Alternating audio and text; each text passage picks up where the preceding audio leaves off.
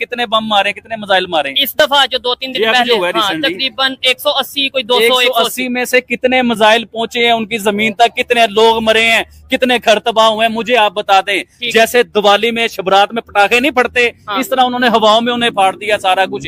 या तो उनके कोई तबाहियां हुई हैं, उनकी गाड़ियां तबाह हुई हैं, या उनकी बिल्डिंगें तबाह हुई हैं, उनके लोग मरे हैं। तो मुझे आप बताएं भाईजान, इससे पता चलता है कि एक बहुत बड़ी टेक्नोलॉजी है, उनका डिफेंस बहुत बड़ा है। नमस्कार दोस्तों, मैं हूं आरजू और भारत न्यूज़ की एक और रिएक्शन वीडियो में आपका स्वागत है। तो आज हम बात कर रहे हैं भारत की तरफ से किए गए ऑपरेशन सिंदूर के बाद पाकिस्तान के लोगों का क्या कहना है, अपने लोगों को पाकिस्तान के जो रिपोर्टर्स हैं उनका क्या कहना है, और इस बात में कितना सच है और कितना झूठ है, और जो लोग पूरा सच जानते हैं उनका क्या कहना है इस बारे में। चलिए जानते हैं। क्या समझते हैं, इस दफा पाकिस्तान में नारे लगेंगे कि मोदी का जो यार है गद्दार है? देखिए चो साहब, मैं इसके ऊपर आपको सिंपल सी बात ये करना चाहूंगा कि जहलत हमारे अंदर से जब तक खत्म नहीं होगी, तालीम हमारे लोगों को जब तक नहीं मिलेगी, एजुकेशन नहीं मिलेगी, इन्हें समझ भी तो आनी चाहिए ना कि सिर्फ गद्दारी के या झगड़ों के या जंग के नारों से मुल्क को क्या मिलता है। मुल्क हमारा किस जगह पे आगे खड़ा हो गया है, हम फकीर बन के रह गए पूरी दुनिया के बीच में। जो साहब समझे इस चीज को। और डॉक्टर जयशंकर की अगर हम बात करें, ये वही फॉरेन मिनिस्टर हैं जिनके इंटरव्यू बहुत ज्यादा फेमस रहते हैं। मैं कहता हूं कि ये वही फॉरेन मिनिस्टर हैं जिन्होंने यूएसए को भी सीधा सीधा जवाब दिया, यूएसए की मीडिया को भी बोला कि यूएसए कौन होता है पाकिस्तान, इंडिया के अंदर कोई भी इशू हो रहा है उसके ऊपर। डॉक्टर जयशंकर की मैं बात बताता हूँ। हिंदुस्तान ने जब रशिया से ऑयल लिया था ना, तो अमेरिका ने उस टाइम कहा था कि आपने जो ऑयल क्यों ले लिया, हमने आपको मना किया था, हमने पाबंदी लगाई थी। तो उसने कहा था कि आप कौन होते हैं यूएसए, हमारी अंदरूनी मामलात में बोलने वाले, हम अपने लोगों को फायदा देंगे, अपनी अवाम को फायदा देंगे,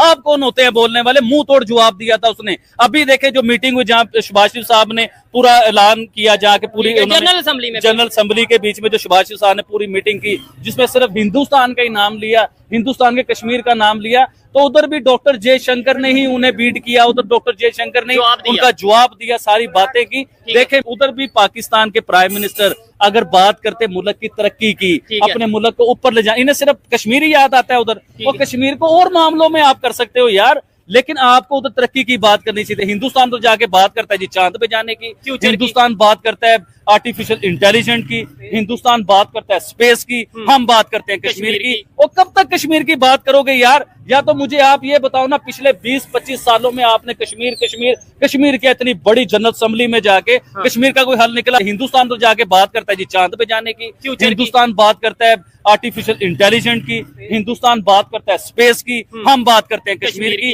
और कब तक कश्मीर की बात करोगे यार? या तो मुझे आप ये बताओ ना, पिछले 20-25 सालों में आपने कश्मीर की इतनी बड़ी जनरल असेंबली में जाके कश्मीर का कोई हल निकला? तो मुझे आप बताओ कोई हल निकला? इंडिया वाले तो ये कहते हैं आप जाके 100 दफा जनरल असेंबली में बोलो, यूनाइटेड नेशंस में बोलो, हम यूनाइटेड नेशंस को कश्मीर के मामले में मानते ही नहीं। हमारा वो इंटरनल मैटर है या बायलैटरल इशू है इंडिया और पाकिस्तान का, हम यूनाइटेड नेशंस को मानते ही नहीं। इंटरनेशनल बात हो रही है, यूनाइटेड नेशंस की भी बात हुई, और ये पॉसिबल नहीं है कि आज के दौर में जो इस टाइम सिचुएशन चल रही है, हम ईरान और इसराइल की बात ना करें। ईरान के जो अपना सुप्रीम लीडर हैं अली खुमैनी, वो गन लेके AK-47 लेके लहरा रहे हैं, और बड़े जलसों में लाखों की तादाद में सामने लोग हैं, वो कह रहे हैं कि कुछ ही दिनों में हम इसराइल को खत्म कर देंगे, बदला लेंगे और बहुत बड़ा बदला लेंगे। आबिद भाई, इस स्टेटमेंट के ऊपर आपकी क्या ओपिनियन? देखें, संजय दत्त एक हिंदुस्तान के बहुत बड़े एक्टर हुए हैं, हीरो हुए हैं। उनके ऊपर भी AK-47 के केस हुए थे और उनकी जान छुड़ानी मुश्किल हो चुकी हुई थी। आज तक वो भुगत रहे हैं या उनका केस खत्म हो गए होंगे। देखें, ईरान के जो लीडर हैं जिन्होंने ये हरकत की है कि गन ऐसे लेके और हम इसराइल को तबाह कर देंगे, हम ये कर देंगे, हम वो कर देंगे। देखें, इसराइल को पिछले 30 सालों में कोई तबाह नहीं कर सका, कोई बर्बाद नहीं कर सका। देखें, अगर हम अपनी मस्जिद के लिए खड़े हो सकते हैं तो मंदिर के लिए खड़े नहीं हो सकते, चर्च के लिए खड़े नहीं हो सकते। कायदे आजम मोहम्मद अली जीना जो आप चला रहे थे अपनी वीडियो के बीच में, कायदे आजम मोहम्मद अली जीना ने इतना बड़ा ऐलान किया कि ये मुल्क सबके लिए है, सब अपने मजहबों के लिए आजाद हैं, अपनी मंदिर के लिए, अपनी मस्जिद के लिए, अपने चर्च के लिए सब आजाद हैं। तो मुझे ये बताएं कि कभी पाकिस्तान में आपने ये सुना है कि कोई मस्जिद डिमोलिश हो रही है, किसी मस्जिद को तोड़ दिया जा रहा है जी, उधर मंदिर बनेगा, या जगह जो है ना गवर्नमेंट ने लेके इधर कोई अदारा बनाना है अपना? सिर्फ हमें सुनने को ये क्यों मिलता है कि चर्च तोड़ दिए जाते हैं या मंदिर तोड़ दिया जाता है? ये पाकिस्तान में फूल है, खूबसूरती है पाकिस्तान की सर। ठीक है। थोड़े से चर्च है, थोड़े से मंदिर हैं, तो इन्हें जिंदा रहने दें। पाकिस्तान की खूबसूरती है, ठीक है। आलमी दुनिया में हमारी इज्जत बनती है चीज को ठीक लेके। है। और जिन लोगों को ये लगता है कि भाई मिनोरिटीज के साथ खड़े होने से पाकिस्तान का इमेज खराब होता है, मैं ये कहता हूँ मिनोरिटीज के साथ खड़े होने से पाकिस्तान का इमेज बेहतर होता है। ये पता चलता है कि यार चलो जैसे भी हालात हैं, लेकिन कोई ना कोई लोग तो मौजूद हैं जो कि Hindu community, Christian community, Sikh community, जहाँ पे अगर कहीं पे जुल्म होता है उनके साथ जाके खड़े होते हैं। ये तो हर एक की अपनी अपनी दोबारा सोच फिर है। खड़े होंगे, अगर फिर कोई ऐसा मामला होगा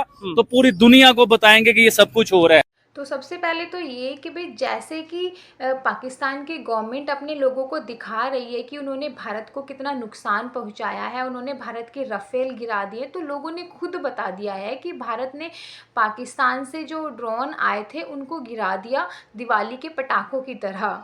तो रही बात राफेल की, तो भारत ने पाकिस्तान के अंदर जाकर जब कोई ऑपरेशन किया ही नहीं तो कैसे उन्होंने उनकी राफेल को गिरा दिया भाई।